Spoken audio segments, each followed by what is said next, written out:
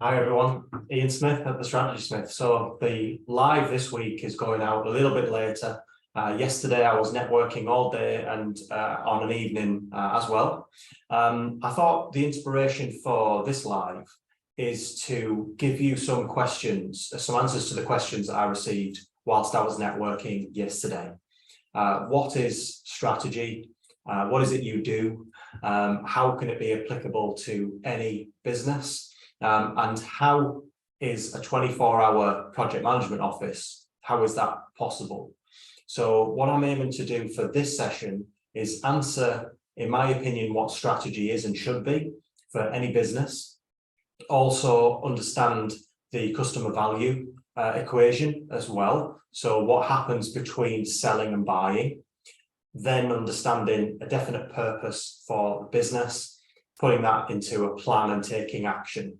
And we'll cover the 6 steps of the go-to-market strategy that's covered in my book as well, the 6 steps to grow your business.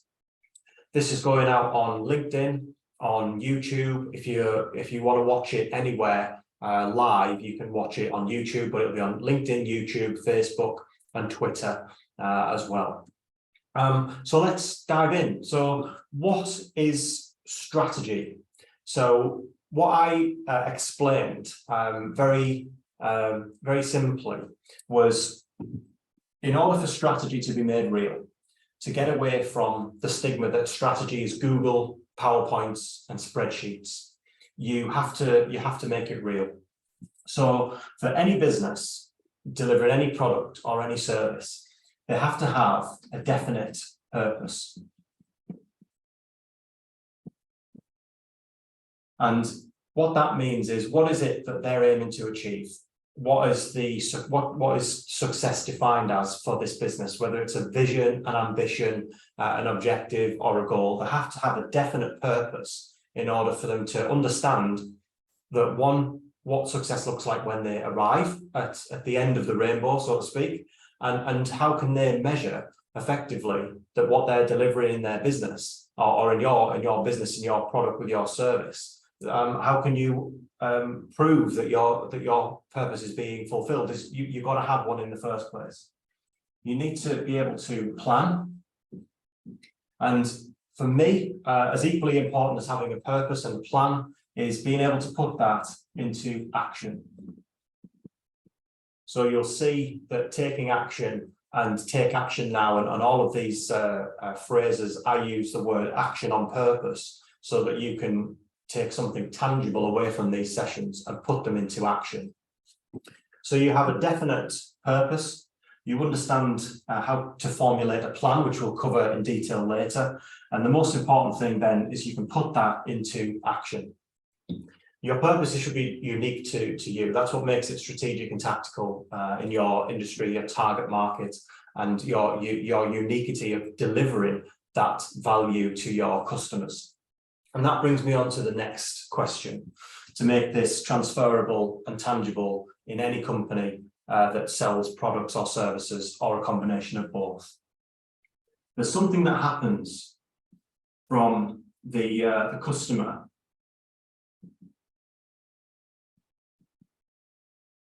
when you're selling something.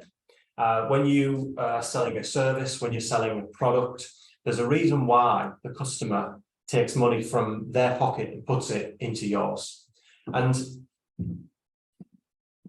what I say to all businesses is that what happens between selling and buying is something that's so unique to you, because you have current customers within your business, and they've made a decision from the sales pitch, or from the product layout, or the aisle where they go and purchase their favorite product, the counter where they go and purchase their favorite coffee or favorite cake, for example.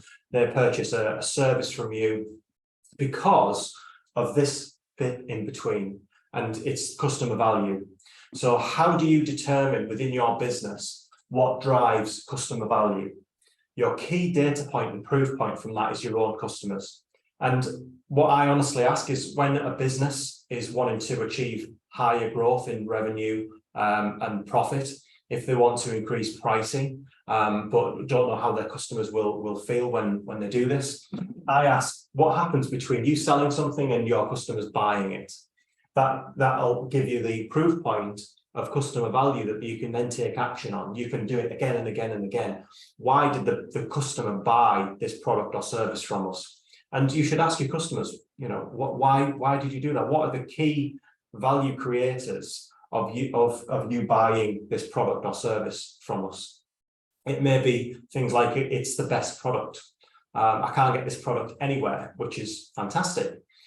However, if someone does create the same product, but delivers something better in between selling and buying, then they'll receive the same sales pitch, they can buy the same product, but the customer value is different, which changes their decision. And so in order for strategy to be successful and actionable, you need to determine what happens between selling and buying. And that's what drives customer value. So we have a purpose, plan to take action. We understand what drives customer value.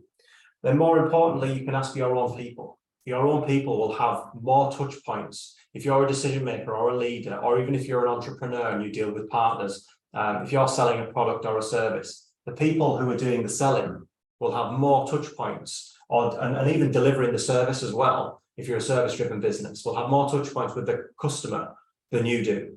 And so it's important that, number one, you ask them what they determine customer value to be. You need to ask your leadership team and ask yourself what you feel customer value is as well. Make sure those two are as aligned as possible, especially they need to be aligned with what the customer tells you is the decision maker between selling and buying. Then you can ask your people what stops you from delivering this customer value. And they might say things like, this process takes too long. I'm spending more time in the office than I am with my customer. Or the coffee maker takes too long for me to be able to deliver a certain brand of coffee. And I think if we can deliver it quicker, we can not only sell more, but we can increase the price of it as well, because you've done something in between selling and buying. The customer will come to you because they're getting something different in between here. If they can be sold to from exactly the same place from your competitors, which we'll talk about in a second, they can buy the same product or similar product or service from another competitor. The differentiator is what happens between here, and it's customer value. Ask your customers, ask your people, ask your leadership team if there's a group, or ask your partners as well. Make sure that the customer value creators are all aligned. Ask your people what stops them from delivering that value. Ensure that they're not doing what stops them, and then that gives you the unique selling point, an actual unique selling. We talk about USPs and things like that. So this is a tangible, data-driven, proven, unique selling point that's unique to you because it's your people who are human beings that are delivering this and no one else can. That's why it's important to look after your people that are nailing this as well. So the strategic elements, these things should fit into a continuum. And because strategy, I feel, is evolving, and especially if you take action, you're going to need to learn from those actions. So once you've solved this equation, it may change by product or service, or by client, or when you get new people. If you're integrated a new business into yours, you need to ensure that whatever they're doing between here drives customer value from their perspective as well. So when you're taking action, you need to learn from direct feedback from where you can establish key proof points from customers, your people, and your partners or leadership teams. And so action is at the end of the continuum. And what you need to do here is, once you've taken action, is you then are able to choose what strategies and plans, projects, changes that you need to make within your business in terms of the services and products that you're delivering to execute what happens between selling and buying. If something's taken too long, a process, for example, in your company, then you can take action to make that process more efficient, to increase the customer value. So you've chosen what it is you need to do. And then you can analyze how to do it. So ACA, it's on purpose the same forwards and backwards, because once you've understood and analyzed customer value, you can choose which processes and projects and changes and businesses that you might want to buy to enhance this, or businesses that you might want to buy to get into a different market, then you can take action. Background to choosing which is the best feedback to derive from the feedback that you've got from taking action, back into analysing, so purpose, plan, action, and into continuing. So strategy for me is establishing a definite purpose for your business, understanding from that purpose what drives customer value.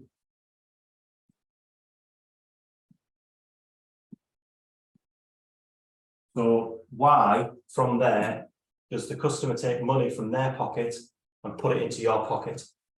Understand what drives customer value. And then it's a continuum of analysing, choosing, and taking action.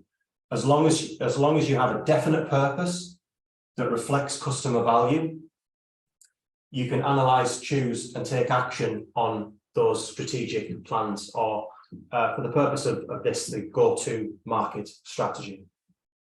And that for me is strategy. This is always going to be unique to you, which is also what makes it strategic. You have your definite purpose, customer value, analyse, choose, action, choose, analyse, choose, action as a continuum. The most important thing with any of this is, for me, I mean, I'm a project manager. It's kind of like my craft. I can dive into any project, I can build any project, and it's not a boast, it's just something that I'm able to do. So I think that planning, you can plan pretty much everything, but the most important thing is the bookends, the purpose and the action, analysing and taking action, because without action, these things are just ideas. And that's what I need to get away from, and the message that I deliver when I talk about strategy. You have to be able to take action. You have to be able to choose from data-driven proof points, your customers, your people, your partners and leaders within your companies. And also you need to, if for example, you're a solopreneur or an entrepreneur, you need to make sure that what you're choosing to take action on, because time is precious, is driven through customer value and your definite purpose. But you're only ever going to learn from doing any of that by taking action. And that's why that's what I determine strategy to be. That's how it's interchangeable and transferable for any business, from a solopreneur to a C-suite blue chip business. So that's strategy. Now, what I wanted to cover also was the project management office. So one thing that there are three things that I try and establish with a project management office. One is it's not a person. So I see job adverts and I see people being referred to as a PMO. For me, a PMO can be a group of people. It can be a body. It's more and more of a virtual office now, a project management office. It's not a person. Two, it doesn't have to be an industry.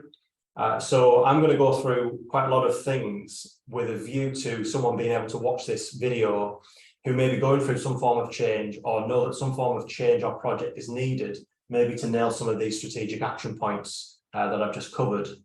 And they'll be able to think, did I think of that, or do I need something like that in my project? It's, unless you get very large and complex, do you need every single point that I'm going to go through in creating a project management office quickly. And again, the third thing is, as long as you're monitoring risk and you have an acceptable appetite for risk within the project, it doesn't have to be a finalized plan before you're able to take some form of action to go back to this, to enrich your project management office and everything else. And that's what I think is very important. I've had to put in place global action plans within a matter of days that's been across 100 countries and 150 locations. And with my experience, I've gone through all of the things that I'm going to talk to you today, but not all of them was needed. And more importantly, not all of them was needed to be perfect before action could be taken, because we had a suitable appetite for risk and we understood how to monitor risk and take action when risks became apparent into issues, which I'll come on to in a second. So let's have some fun. We're going to go through what I would do, and this is, I've had less than 24 hours to prepare this. So this is just off the cuff, as if I've been asked, or someone has said, this is keeping me awake at night. So my kind of strapline is I help decision makers sleep at night. Someone mentioned yesterday, I'm like the Horlicks for decision makers in business. So if something is maybe between selling and buying, maybe you want to increase revenue, increase pricing, deliver some efficiencies to increase your margins. Maybe you want to grow organically, maybe you want to buy a company, or maybe you bought a company and it's integrated, or maybe you're trying one or a few of those things all at once, or similarly something like that is happening, or you feel like something like that is going on in your business, it's not going very well, etc., etc. So you should be able to pick up this video and go through all of the questions that I'm going to go through as if I was going to take on some form of change or project. So I had a little bit of dialogue today with someone who's incredibly busy, mobilizing different accounts and going through different things within their day job. And what I'm thinking is, if, for example, if I needed to help that person and basically take everything, organize it and set it up so that we can manage it as a project, this is what I would do. So the first thing I would ask is, what does success look like? So from a project perspective, then this can be for a new product, it can be for a new business, it can be for a new service, it can be for a change that you need to deliver. What does success look like? What does utopia look like for you, and when? So the first thing I will ask is the why. Sometimes it's obvious. Sometimes we need to mobilize it. We've won some new business. We need to integrate this business. We need to transfer people, etc. Or we've been accepted to provide this product in these facilities, and we need to increase production. We need to get sort of supply chain. We need to do this. Sometimes the why is it can be the actual purpose, but what's important to establish when you're thinking of the why are key success factors. Now, I determine key success factors as what success looks like. We're going to come on to critical success factors further down the line. Critical success factors for me are what need to happen to ensure the success of the project. So if this doesn't happen, you won't meet the key success factors. So that's just terminology. There might be some variations in your PMIs, your APMs, Prince 2, etc. But that's how I determine the why. So for the why, what I will do, and again, don't need to make an industry out of it, but I will try and establish the SMART key success factors. Specific, measurable, achievable, relevant, and time-bound. There can be some variations in SMART. You can have assignable, you can have realistic as well, and relevant. Specific and measurable and time-bound are the only ones I've seen that haven't changed, but A&R sometimes can. But you want to establish some key success factors so you can determine what success looks like. So you'll have your key success factors. Then, if I'm going in cold, I'll ask who is involved. Various different levels within organizations, various different partners that you might be working with, key stakeholders in terms of interest and influence into the projects. So the who,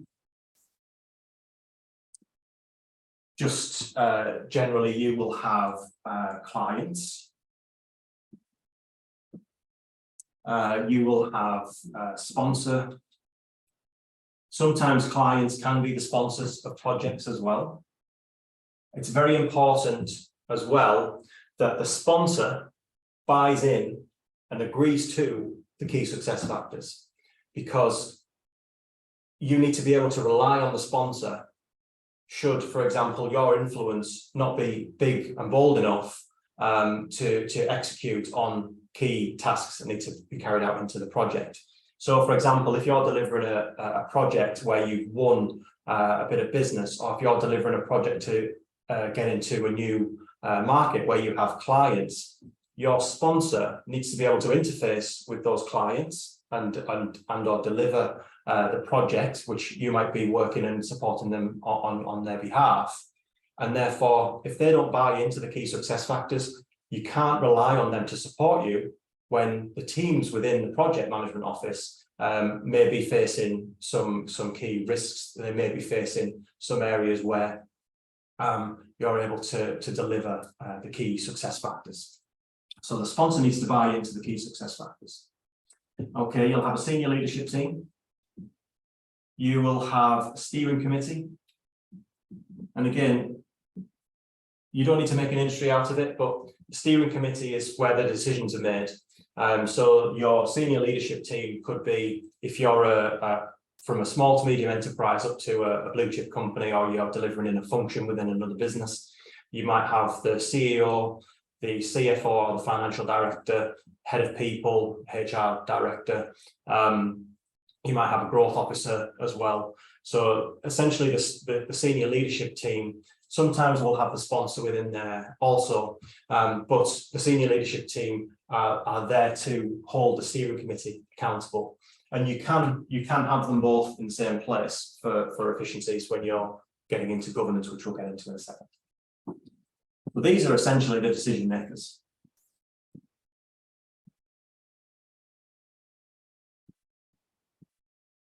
Okay.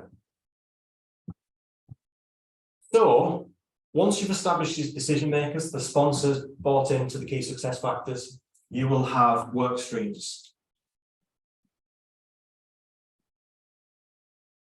So let's think of a good example for this from small to large scale and complexity.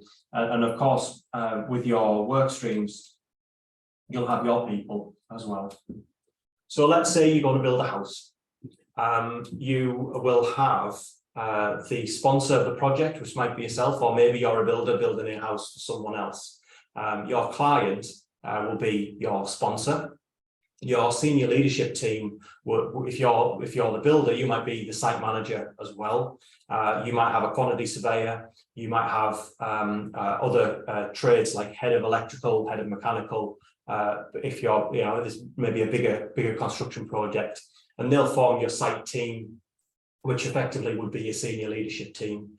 In terms of steering, you might want to choose to have steering points on the agenda where you can look at the actual milestones of a certain project to ensure that the key decisions are made within the steering committee and they're agreed by the senior leadership team. Just going to sort out my camera.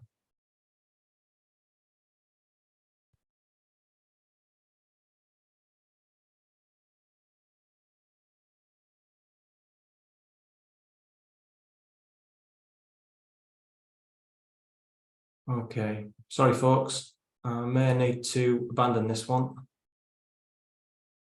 and do a quick edit because my webcam has let me down, unfortunately.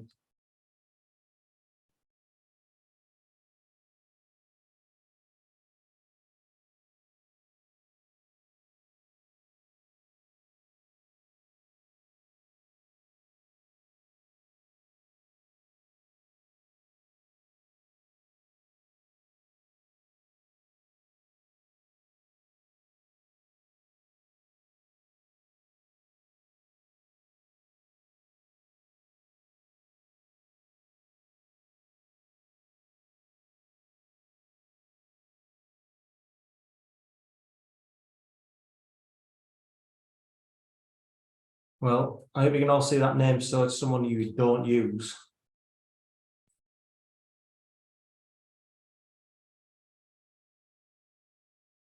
Okay.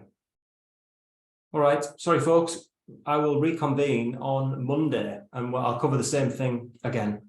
It's just unfortunate that this app that I'm using as a webcam, Elgato, don't use it. I'm not going to anymore. Have a good evening, folks.